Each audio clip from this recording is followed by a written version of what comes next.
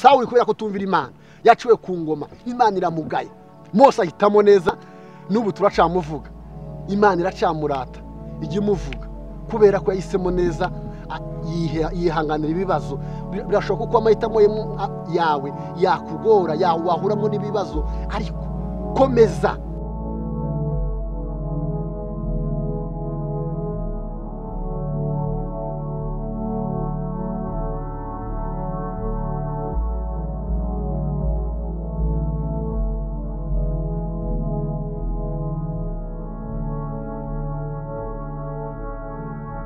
Abakunzi ba NKTV Indahe Kingdom TV, nkuko musanzwe mudukurikirana, turabizi ko aradukurikirana muri Afrika, i Burayi, muri Aziya, muri Amerika. Ni kwa kundi twabamenyereje tubabwira ko tuzatubazanira avuga butumwa mpuzamahanga, abantu Imana yahamagaye, abantu Imana yakuye kure. Uyu munsi muri kamera za Indahe Kingdom TV dufite umukozi w'Imana, araza kutwibwira ni umuntu Imana yahamagaye muri kino gihe kugira ngo yamaze ubwami bwayo muri bino bihe byanyu by'imperuka. Twakwibaza ngo ndabizi ko mwibaza byinshi, tugira ngo tukumenye mbese witwa nde, uturuka he, tugira ngo tubwire ubuzima bwa mbere wo kwakira Yesu, tubwire uko wamwakiriye na nyuma yo kumwakira ubu ngubu bimeze biti. Ni karibu. Murakoze cyane, murakoze cyane abadukurikiye bose. Ndashima Imana bwa mbere iduhaye uyu mwanya mwiza kugira ngo tube kuri Indahe TV. Imana ihumugisha iki gikorwa cyiza civuga butumwa, ihe abayobozi bakirangaje imbere. Imana ibahumugisha cyane. Rero nkuko yarabivuze ambaza amazina, nitwa Byiringiro Etienne, ni umuvuga butumwa. Ndi umugabo, ndubatse, mfite umugore umwe n'umwana umwe. Narakijijwe kandi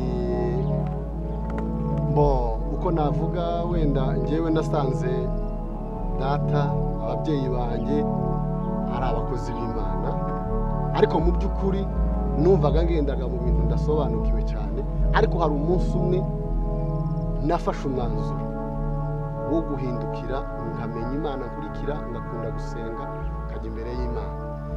Mu magambo makeya, ngewe nakuriye mu rusengero, ariko mu by'ukuri nabagamo mbere, ariko ntazi ibyo ndimo. Ariko hari umunsi umwe ntazibagirwa, twari ahantu dusengera abantu, abakristo benshi. Noneho numva ikintu kintibutsemo ntazi cyo kuvuga ku ndimi, mvuga ku ndimi, numva mvuga ku ndimi cyane. Icyo bintu ntabwo nari mbizi cyane, ariko numva biraje, nkagira ngo mvuge, nkumva ndi kuvuga ku ndimi. Icyo gihe numva nsa n'umuntu ubatijwe mu Mwuka Wera. Nicyo gihe natangiye kumva nkunze gusenga, numva nkunze kujya imbere y'Imana. Naho ubundi nagendaga kurikira nk'imihango nyine y'ababyeyi, izo nasanze bakora. Rero hariho itandukaniro rero rya mbere yo gukizwa na nyuma yo gukizwa, kuko mbere iho nikoraga ibyo nshatse, nta kintu canciraga urubanza, numvaga nta kibazo, kagendera mu kigari. Ariko nyuma yaho nakiriye Mwuka Wera, nibwo natangiye gufata ibyemezo byiza byangiriye umumaro. Rero mu by'ukuri mu magambo magufiya, nuko nabashije gukizwa kandi mbasha kumenya Imana, bityo nkomeza nkura mu gakiza. Ndibwira ko icyo kibazo nari ngisubije. Murakoze. Okay, ni byiza cyane. Wabaga mu rusengero, uza ku cyumweru ugasenga, ujya mu butayu ugasenga, ukurikira ababyeyi, ariko umunsi mutangiye kuvuga ku ndimi, uhita wumva byama bikuryohera. Yego. Bimaze kuryohera, urabikoresha iki noneho? Bimaze kunyohera rero, nabibyaje umusaruro. Umusaruro nabibyajemo nuko nakunze kwiherera, ubundi kiherera ngiye nyine nsenga, nkumva nkeneye gusenga ngiye nyine, nkumva nkeneye. Ico gihe nahise nkora timu y'abandi bana twari tungana. Ico gihe nari ndi muri primaire, ndibuka nari nko muri 5e primaire. Nahise nkora timu y'abandi bana, nkomeza kubigisha gusenga, ndabayobora, numva nyobowe ku bintu by'ijambo ry'Imana. Narajyamaga ico gihe nkarota ndi imbere y'abantu benshi ndi kuvuga ijambo ry'Imana. Rero icyo gihe rero nakoze negereye Imana cyane, nageze ibihe byo gusenga njyenyine, ngira n'ibihe byo gusengana n'abandi, nza kugira n'umugisha. hari undi mugabo umukozi w'Imana watuyoboye cyane mu bintu by'Imana, wari umwarimu wacu wa Sunday school. uwo nguwo yagize umumaro cyane kuri twe kubera ko yagiye atuyobora, twigisha uburyo basenga, tubwira ukuntu dukwiriye gukura mu mwuka. mu by'ukuri bigenda bidufasha kubera ko yatubwiraga ati ijambo ry'Imana, isoma ijambo ry'Imana, iyo musenga, iyo mwegera abakozi b'Imana, iyo mwiga mugenda musobanukirwa, mugenda mukuramo amakosa amwe mugenda mukora, mugenda mu bityo mukura mu mwuka wera. rero nuko tumaze gukizwa twafashe umwanzuro twita ku gaciro ko gusenga no gusoma ijambo ry'Imana, bituviramo inyungu nyinshi kugeza ubu dukesha Imana n'umwuka wera.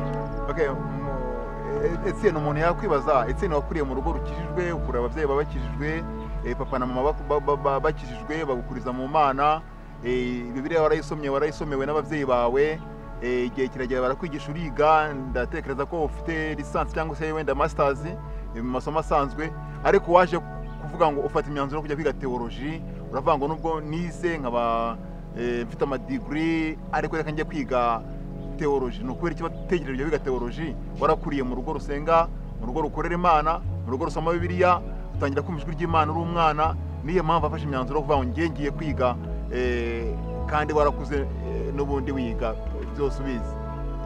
Murakoze cyane. Nasubiza mu magambo makeya,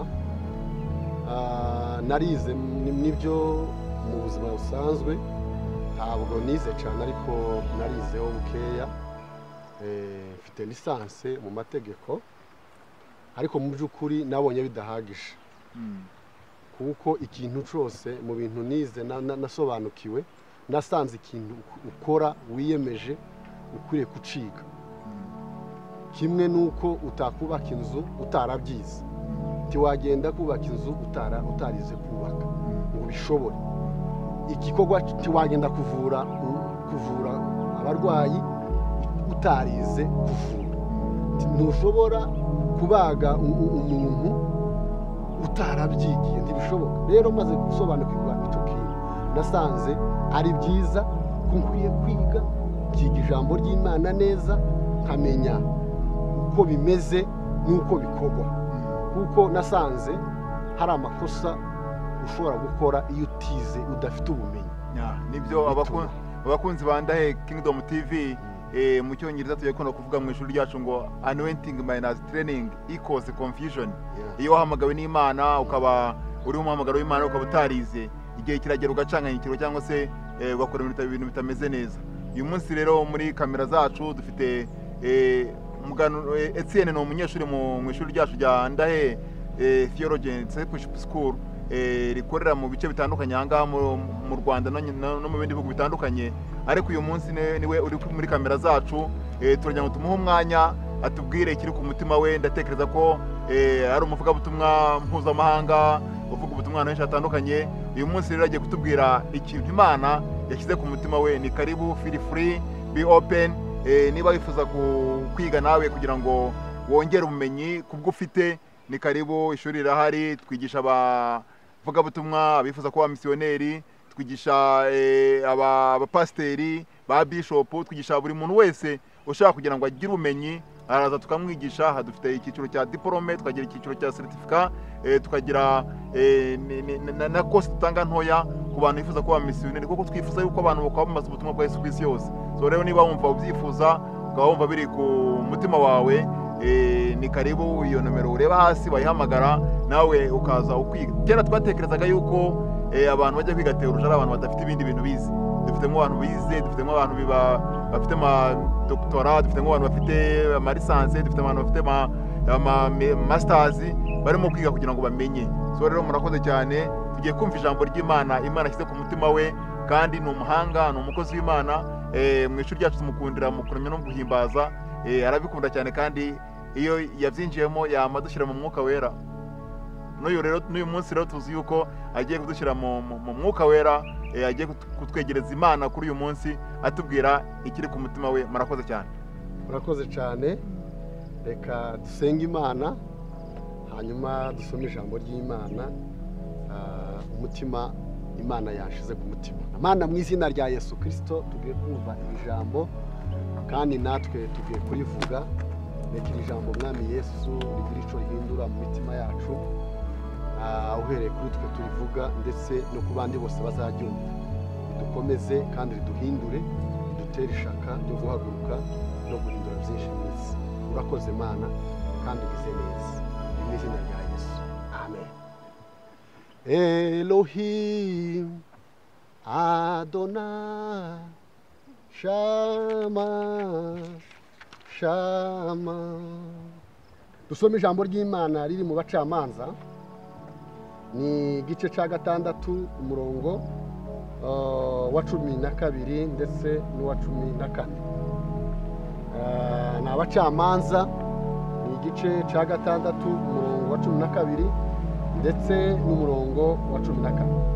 Aravuga ngo marayika w'Uwiteka aramuboneka aramubwira ati, Uwiteka ari kumwe nawe wa munyembaraga we ugira n'ubutwari. 14 nuko Uwiteka aramwitegereza aramubwira ati, genda uko izo mbaraga zawe zingana ukiza Abisiraheli amaboko y'Abamidiyani, sije ugutumye. Dusubiremo 13 cyangwa se 12. Marayika w'Uwiteka aramubonekera aramubwira ati, Uwiteka ari kumwe nawe wa munyembaraga we ugira n'ubutwari. 14 haravuga ngo nuko Uwiteka aramwitegereza aramubwira ati, genda uko izo mbaraga zawe zingana ukiza Abisiraheli amaboko y'Abamidiyani, sije ugutumye. Ku 13 kavuga ngo Gideon aramusubiza ati, mutware, niba Uwiteka ari kumwe natwe niki gituma byose bitubaho? N'imirimo ye yose itangaza irihe? Iyo basokuruza batubwiye ngo Uwiteka niwe wadukuye muri Egiputa, ariko noneho Uwiteka aradutaye atugabije Abamidiyani. Haleluya. Tugiye kuvuga ijambo ry'Imana mu mwanya mutoya. Ijambo ry'Imana rivuga ngo ibintu bigera kuri 7 bituma abanyembaraga bahinduka abanyantegeke. Iyo niyo jambo tugiye kuvuga. Turaganira ibintu bigera kuri 7 byerekana neza ibintu bituma abanyembaraga bahinduka abanyentegeke. Imana yaturemye idushiramo ubushobozi, iduheza imbaraga, idushiramo ubwenge, idushiramo impano, iduheza ibintu byose, kandi buri wese yagiye imushiraho imuheza imbaraga, imuheza ubushobozi. Ariko mu gihe utisobanukiwe, mu gihe utamenye ko ijuru wabihawe, biragoye kuko ubibyaza umusaruro. Haleluya. Biragoye kuko ubibyaza umusaruro. Twese Imana yaduhaye imbaraga, Imana yadushizemo imbaraga, Imana yadushizemo ubushobozi, ariko ababimenya, ababikoresha, ababisobanukirwa nibo babyaza umusaruro ibyo Imana yabashizemo.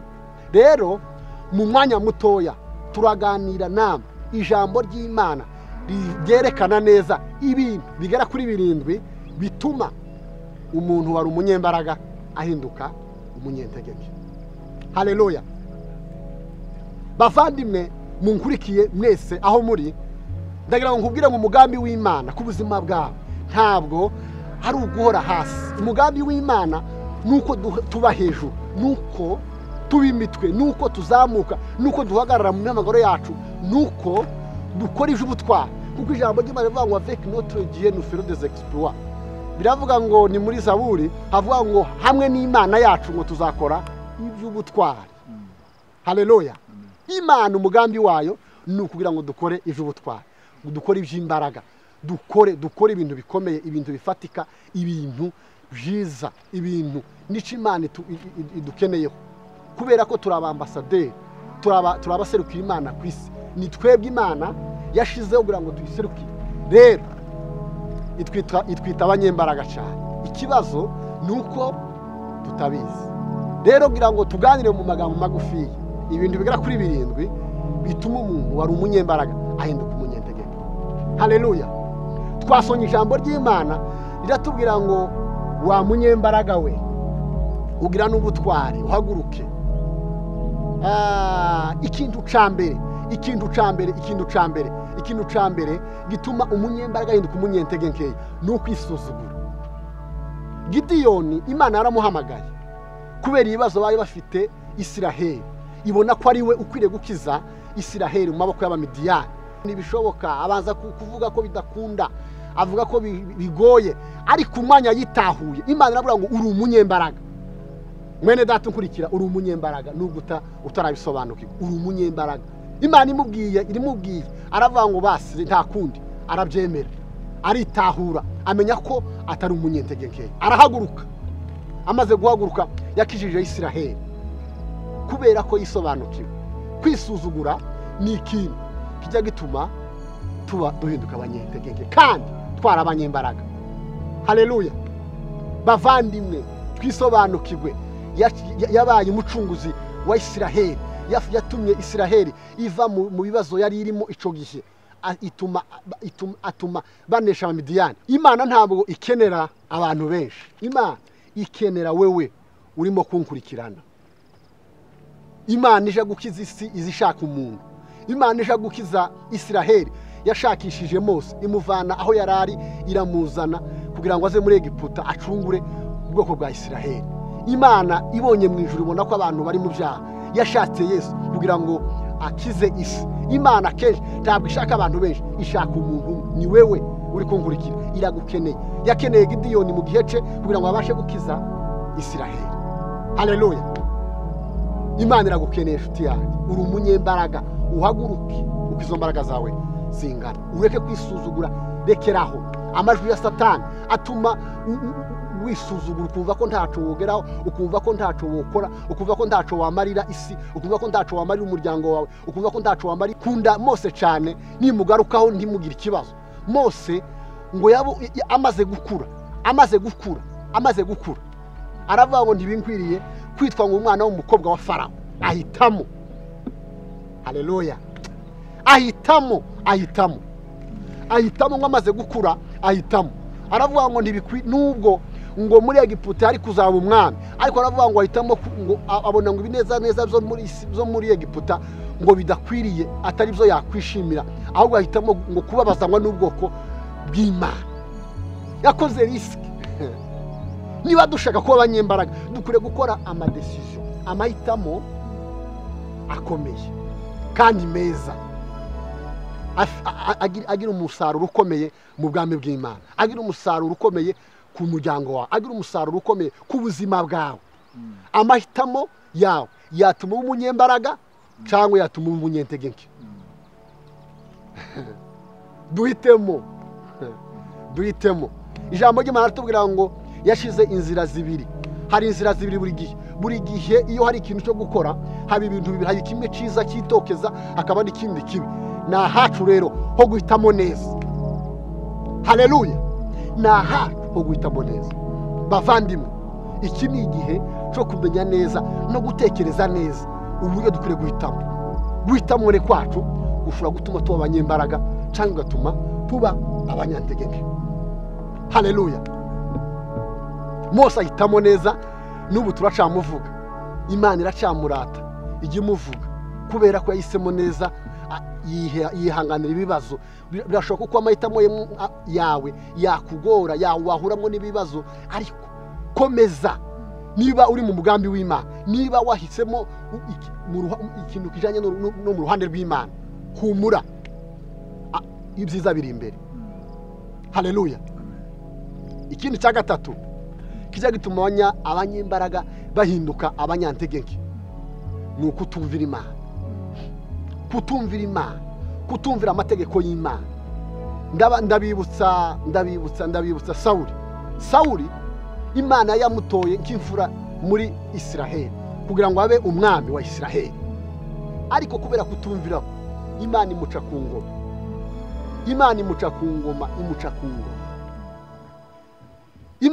ku ngoma. Abavandimwe, kutumvira Imana, kutagendera mu murongo w'Imana bituma Imana bituma Imana itaguheza power, itaguzamura, itagushira mu mbaraga zikwiriye, kubera ko kuyumvira biguhesha icubahiro, bihesha Imana icubahiro, nawe bikakuzamura. Sawuli kubera kutumvira Imana yaciwe ku ngoma, Imana iramugaya, ahitamo kumvira abantu. muribuka Imana imugaya, iramubwira ngo ugende utsembe abariya bose ubatsembe, ariko ntiyabyumvira, ngo ashika asanga abantu umwami waho Agagi n'abandi n'ibintu arabizana. Imana iramubwira ngo ntabwo nishimira ibitambo, ntabwo nishimira ibi ko kunyumvira. Imana ikeneye abantu bayumvira. Niba ushaka gukomera, niba ushaka umunyembaraga, ikeneye ngo uyumvire, ikeneye ngo uyumvire. Sawuli yumviye abantu, atakaza imbaraga ze, atakaza agaciro ke, ariko ndagira ngo wumvire Imana. Niba ushaka gukomera, niba ushaka kuba umunyembaraga, umvira Imana, umvira Imana. Niba ushaka kuba umunyembaraga, umvira Imana. Sawuli kubera kutumvira Imana, ubwami bwe bwararangiye, kandi burangira nabi kubera ko atumvira Imana. Urashaka kuba umunyembaraga, umvira Imana. Haleluya! Umvira Imana, kumvira Imana, kumvira Imana ni byiza.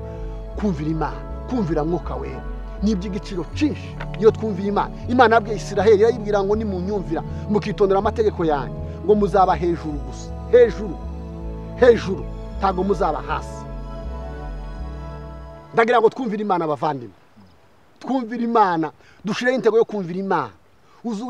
Uzawikorera evaluation, wisuzume, wirebe, urebe ibyo uvuga, urebe amaso yawe, urebe umutima wawe, urebe ibikorwa byawe, urebe imigambi yawe, wisuzume, urebe ko wumvira Imana. Bavandimwe, kumvira Imana bituma tuba abanyembaraga. Kutayumvira bigatuma tuba abanyantege nke. Ikindi gituma abanyembaraga bahinduka abanyantege nke ni ukutimenya, kutamenya identite yawe, kutimenya ngo wisobanukirwe bituma uhinduka umunyentege kandi wari umunyembaraga. Reka nkubwire, wowe nkurikiranye, uri umunyembaraga. Imana yagushizemwo ubushobozi bwose bushoboka. Ushobora kugera kure, wafasha abantu, waba umugisha, watanga umugisha, kubera ko Imana yarakuremye. Ntabwo yakuzanye mu isi kubw'impanuka. Tutamenya identite yawe ni ikibazo. Reka mbabwire identite yacu, turi abana b'Imana. Haleluya! Turi abana b'Imana, uri umwana w'Imana, uri wafiriwe na Yesu, kandi ikiguzi watanzwe kugira ngo ucungurwe kirarenze. Ukwiye kwisobanukirwa, ukamenya ko uri umwana w'Imana, Hari umurinzi wavuze ngo kandi ukwikunda umwana wayo, nje ni kwinkunda dakwiriye, nari umugome nukwimpa Yesu, wambambigwe ku musaraba, mubo yacungu jayo maraso, ziyuko nanjye ndimo, zajya ndirimba urwo rukundo durwize mw'isi yose. Haleluya! Uko ikunda umwana wayo Yesu, Imana yacu, niko nawe gukunda kandi tudakwiriye. Yaduhaye agaciro, turi abana b'Imana. Tumenye identite yacu, tumenye abo turi muri Kristo Yesu. Turi abanyembaraga, turi abaragwa na Kristo. Yadusigiye imbaraga, yaravuze ngo nimwesize mu cimbo cyane, ngo ibyo ntakoze rimwe muzabikora, aho ntageze rimwe muzohagera. Bavandimwe munkurikiranye, ndagira ngo mwisobanukirwe, abantu twisobanukirwe, duhaguruke, tugire ishaka, duhaguruke twisobanukirwe, tumenye ko turi abana b'Imana. Imana yadusigiye ibikwiriye byose, yadusigiye ibikoresho byose, yohereje impano zayo, yaduhaye ubwenge, yaradusapotinze mu buryo bwose bushoboka. Ikeneye gusa ngo duhaguruke, kwisobanukirwa, kutimenya bituma tuba abanyentegeke kandi twari abanyembaraga. Ikindi gikurikiraho ni ukudasenga. Imbaraga z'abakristo imbaraga z'abana b'Imana zikomoka mu mavi, zikomoka mu gusenga, zikomoka mu gusabana n'Imana. Yesu ari kumwe n'intumwa ze ubwo yazamuka ku musozi mari mu gashamba ka Getsemane, ari hafi kwitanga ku musaraba, yabonaga hari ibibazo bikomeye cyane, bajya gusenga. Bashitse iyo basengaga, abigishwa barasinzira, aravuga ngo mureke gusinzira, mubane naje umwanya mutoya, mutagwa mu mosha, musenge, mube maso. Reka mbabwire bene data bavandimwe munkurikiranye kuri Ndahe, ndabasabye ngo tube maso dusenge. Niba ari ikintu gituma abanyentege nke bahinduka abanyembaraga, ni ugusenga. Iri ni ibanga rikomeye cyane, iri ni ibanga rikomeye dukwiriye gusobanukirwa, dukwiriye kumenya. Bavandimwe, dukunde gusenga, dukunde kwegerana n'Imana, dukunde gusabana n'Imana. Ari umugani w'ikinyarwanda uvuga ngo wegerana n'imfura bikagusiga ifuro. Ni ukuvuga ngo iyo wegerana n'Imana nayo, iyo usenga Imana uba umunyembaraga. Bavandimwe, nushaka kuba umunyembaraga, egera Imana, kunda gusenga, kunda kuba mu masengesho, kunda kwegerana n'Imana, kunda kubana n'Imana. Imana izaguha imbaraga, Imana izagushoboza, Imana izaguha imbaraga surnaturelle, imbaraga zikomeye, imbaraga hejuru z'indi imbaraga. Iyo twegereye Imana, iyo twakunze Imana, iyo twayishatse, ijambo ry'Imana rivuga ngo nkunda abankunda, ngo kandi abanshakana umwete ngo bazambona. Ijambo ry'Imana rivuga ngo nimunyambaze, nimushaka muzambona, ngo nimushakana umutima wanyu wose. Bavandimwe, dushaka Imana. Niba dushaka kuba abanyembaraga, niba dushaka kutaba abanyentege nke, twegere Imana, dusenga Imana, tuyishake, tuyihendahende, tuyegere, tuyibwire. Niyo nyembaraga nizi dushoboza. Niko Paulo yavuze, aravuga ngo ushobozwa byose na Kristo ujumpa imbaraga. Haleluya.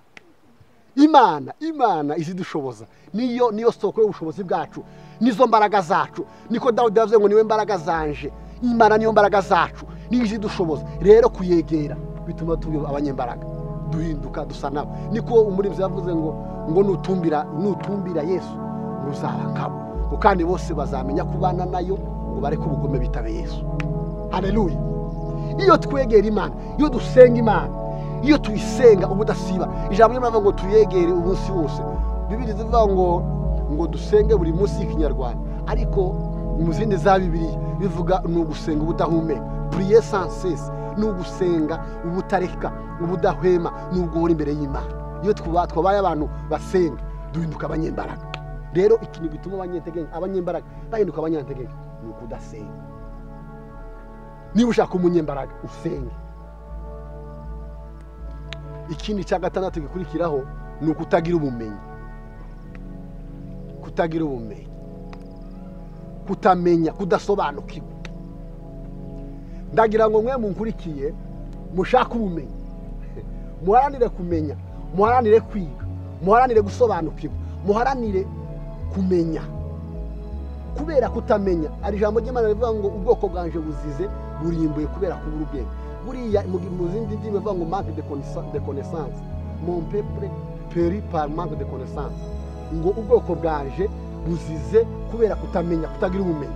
Buriya rero kutagira ubumenyi ni ikintu gituma tutamenya, kigatuma tutabanyembaraga. Haleluya. Kutamenya, kutagira ubumenyi. Niyo mpamvu dukwiriye kwiga Bibiliya, tugasobanukirwa, tukamenya imvo n'imvano y'ibintu n'ibindi. Haleluya. Ibindi umwuka w'Imana akabiduhishurira, ibindi umwuka w'Imana akatwinjiza muri iryo shuri, ariko twamenye twize. Kutamenya, kutagira ubumenyi mu by'Imana, kudasobanukirwa, kudasoma ijambo, kutegera ibishobora kutwigisha ngo tumenye dusobanukirwe, bituma tuba abanyentege nke. Ndagira ngo nushaka kuba umunyembaraga, nta muntu w'umunyembaraga utaramenye, udafite ubumenyi. Nukenera kuba umunyembaraga, gira ubumenyi, umenye ijambo ry'Imana, usobanukirwe iby'Imana, ubimenye neza. Haleluya. Hari ijambo ry'Imana shaka ko dusorezaho, riri muri Yosuwa. Yosuwa ni igice cya mbere, igice cya mbere Yosuwa igice cya mbere umurongo ni uwa 8 kugeza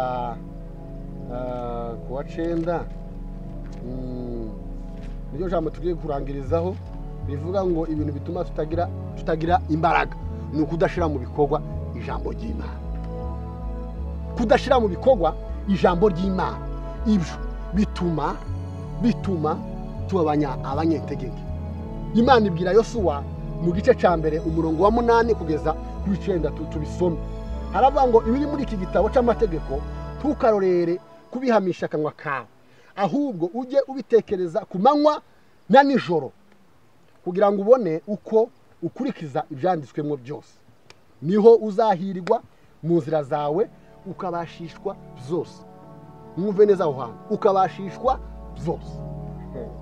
Mbese sinje ubigutegetse nuko komera ushikame tutinye kandi ntukuke umutima, kuko Uwiteka Imana yawe iri kumwe nawe aho uzajya hose. Dusubire mu kandi ku 8. Ibiri muri iki gitabo cy'amategeko ntukarorere kubihamisha akanwa kawe, ahubwo uje ubitekereza ku manywa na nijoro kugira ngo ubone uko ukurikiza ibyanditswemo byose. Niho uzahirwa mu nzira zawe ukabashishwa byose. Ako kandi ukabashishwa byose. Bavandimwe, ndagira ngo mbabwire ngo ibanga rya Yosuwa Imana yamubwiye ko ari gushira mu bikorwa ijambo ry'Imana kugira ngo abashishwe byose, kugira ngo ashobore byose, ko ari gushira mu bikorwa amategeko y'Imana, ijambo ryayo. Kudashira mu bikorwa ijambo ry'Imana, kumvira ubusa ijambo ry'Imana, ni ibintu bitugira abanyantege kandi twarabanyembaraga. Haleluya! Ibintu bituma tuba abanyentege kandi twarabanyembaraga ni ukudashira mu bikorwa ijambo ry'Imana.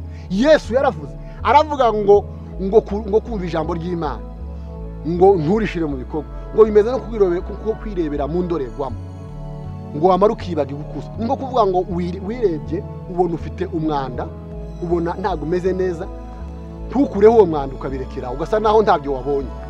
Ijambo ry'Imana iyo tugirebeyemo tukireba icyo ritubwira, twabara ntidushire mu bikorwa icyo rivuga, bituma tuba abanyantegeke. Bavandimwe, ndagira ngo duhaguruke. Ijambo ry'Imana ryatubwiye ngo duhaguruke turabanyembaraga. Duhaguruke tuko turabanyembaraga. Ni ku ijambo ry'Imana ryabwiye Gideyoni ngo wamunyembaraga we ugira no mutwara. Uhaguruke n'injye bigutegetse, uhaguruke ukize Isiraheli, ukize Isiraheli amaboko y'Abamidiyani. Nubwo yisuzuguraga ariko yafashe umwanzuro, asenga Imana, yegera Imana, akora ibintu twavuze, ahitamo neza kandi yumvira Imana, arasenga, yegera Imana. Ibi byose arabikora tuvuze, abo munyembaraga mu gihe ciwe ahinduka umucunguzi. Ikindi kintu gituma abanyembaraga bahinduka abanyantegeke cyanyuma ni ukwishira hejuru.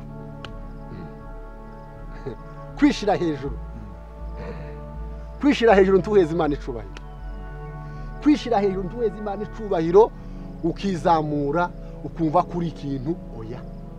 Bavandimwe, ngo abicisha bugufi bazashigwa hejuru, ariko abishira hejuru bazamanuka. Kwishira hejuru, iyo wishize hejuru mu mutima no mu bandi, ni ikintu kizacerekana Imana yanga umuntu wishira hejuru. Ubuzana neza, ubu wereketse ubu wibukije icyo Satani yakoze. Satani yari Lusuferi, ariko yishize hejuru Imana iramumanura. Bavandimwe, twishishe bugufi. Turagera ahantu udakwiriye gushaka Imana, ntabwo uragera ahantu udakwiriye guca bugufi. Bavandimwe, Imana niyo iri hejuru ya byose, mureke twicishe bugufi kugira ngo Imana tuzamure mu gihe gikwiriye. Haleluya! Amen. Turabanyembaraga, turaba Imana ishaka gukoresha ibikomeye, turaba Imana ishaka kugirira neza, turaba Imana ishaka kuzanisha umuco mw'isi. Ijambo riravuga ngo turi umunyu, turi umuco w'isi. Bavandimwe, ariko ibintu dukora rimwe na rimwe, kudasenga, kutaba mu ijambo ry'Imana, kwisuzugura ndetse no kwishira hejuru, bituma tutuja hasi. Ariko rero ngo mureke duhaguruke. Iki ni igihe cyo guhaguruka. Iki ni igihe cya nyuma, iki ni igihe kigoye, isi ihagurutse, satani ahagurutse, abakozi ba satani bahagurutse, kandi afite ubwenge bwinshi cyane. Umurinzi w'igiswahili yaravuze, baramuzi abantu benshi ngo ni Rose Muhando, yaravuze ngo tumia akili yako vizuri ujue linalo kupasa, gukoresha ubwenge bwawe neza ngo umenye icyo ukwiriye gukora. Ngo satani ngo aragushaka ngo ujipange sawa sawa, ngo satani aragushaka, shetani anakutamani ngo wewe jipange sawa sawa. Ijambo ry'Imana ravuga ngo mu byakozwe n'intumwa araho bise intumwa barababwira ngo bajya bahinduye isi. Donc baravuga ngo n'Imana zaje ngo zambaye imibiri y'abantu. Imana ikeneye ko abantu to influence, to impacting, duhindura isi ubwami bwayo, duhaguruka. Hari benshi bari mu mwijima, hari benshi bataramenya Yesu, hari benshi bagutegereje, ariko kugira ngo ubikore nuko uhaguruka ukamunyembaraga ugakiza abantu bose bari mu byaha. Imana yabwiraga Gideyoni kugira ngo kiza Abisirayeli, ubu nyine Imana yayitubwira ni abanyabyaha, ni abari mu byaha, ni abari mu bindi bitari byiza, ni abarimo kurimbuka. Imana ishaka kuhaguruka kugira ngo bavane muri uriya mwobo. Haleluya. Imana ikeneye kuhaguruka. Wa musore uri kunkurikirana, wa mugabo, wa mupapa we, wa mumama we, wa rubyiruko we, wowe unkurikirana uyu mwana, niwe Imana ishaka. Imbaraga zawe yaraguhaye imbaraga, isobanuke guhaguruke. Bara bose bari kurimbuka, bari mu byaha, niwe Imana ikeneye ngo bagarure. Ijambo rimwe ryawe, kwera imbuto kwawe, guhaguruka kwawe kwazana basi Mungu. Yesu yaravuze ngo abasaruzi ni bake kandi ibisarurwa ari byinshi. Ni benshi badutegereje, ni benshi bategereje, ni benshi bagutegereje kugira ngo uhagurukane izo mbaraga zawe, uhindure byinshi mu muryango wawe.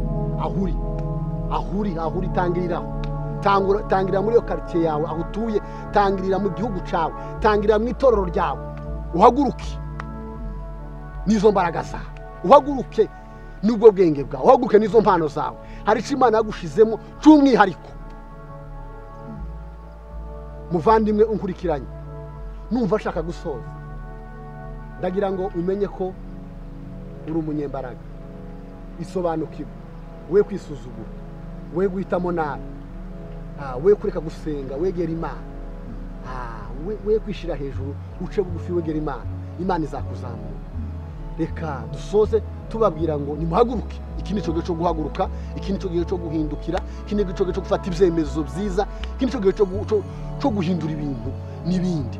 Igihe cy'ubunebwe cyararangiye, igihe cyo gusinzira cyararangiye, igihe cyo kurangara, igihe cyo gukora ivyo bikore cyararangiye.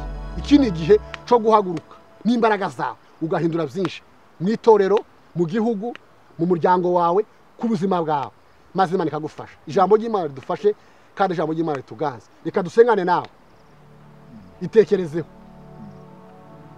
Uri umunyembaraga. Ese izo mbaraga uri mu kuzikoresha? Ese warisobanukiwe? Ese ntiwabuza wisuzugura? Ese ntiwaba gusenga kwawe ari gukeya? Ntiwaba wishira hejuru cyangwa bugufi? Ntiwaba utarimenya neza? Ndagira ngo dusengane nawe. Fata icyemezo, uri umunyembaraga. Vuga ngo uri umunyembaraga. Atura ngo umunyembaraga. Hari umuntu uzavuga ngo uwumva ko yorosha avuge ko akomeye. Urakomeye kuko uri umwana w'Imana. Wamenye identite yawe, uri umwana w'Imana. Warisobanukiwe. Haguruka uhindure byinshi muri kino gihe. Reka dusenge. Mana, mu izina rya Yesu Kristo w'i Nazareti, Imana yacu, iri ni ijambo ryawe Mana. Sengeye muri data wankurikiranye. Mwami Yesu, aho ari hatandukanye, ni umunyembaraga. Umuye gutahura ko ari umunyembaraga. Mwami Yesu, umuye gushira mu bikorwa ijambo ryawe, kandi amenye gusenga kuko ari zo mbaraga zacu. Mu izina rya Yesu, Mwuka w'Imana uzi dushoboza, imbaraga zawe nizo zidushoboza. Mana, muri kino gihe ureke Mwami Yesu duhaguruke, uhagurutsa abasore, uhagurutsa inkumi, uhagurutsa abapapa, uhagurutsa abamama, abazungu n'abirabura, abagufi n'abarebare. Muri kino gihe cyane Mwami, igihe cyanyuma, abantu Mwami Yesu bahaguruke bakumenye. Mwami Yesu agusobanukirwe n'imbaraga zabo wabahaye bazikoresha, kuko Mwami Yesu aco gihe dushaka, ari naco udushakira. Urakoze Mana, kandi ugize neza kuko utubereye igisubizo, kandi utugiriye neza gutangira uyu munsi ubuzima bwe guhinduka. Tugiye kugendera mu mbaraga waduhamagariye, tugiye kugendera mu mbaraga waduhamagariye, tugiye kugendera mu zo dushakamo Mwami, tukahindura byinshi mu isi, mu muryango, mu itorero, mu gihugu, Mwami, no ku buzima bwacu bwite. Urakoze Mana, kandi ugize neza, ni mu izina rya Yesu dusenze, amen. Shalom, Imana ibagirire neza kandi Imana ibibuke, amen. Murakoze cyane.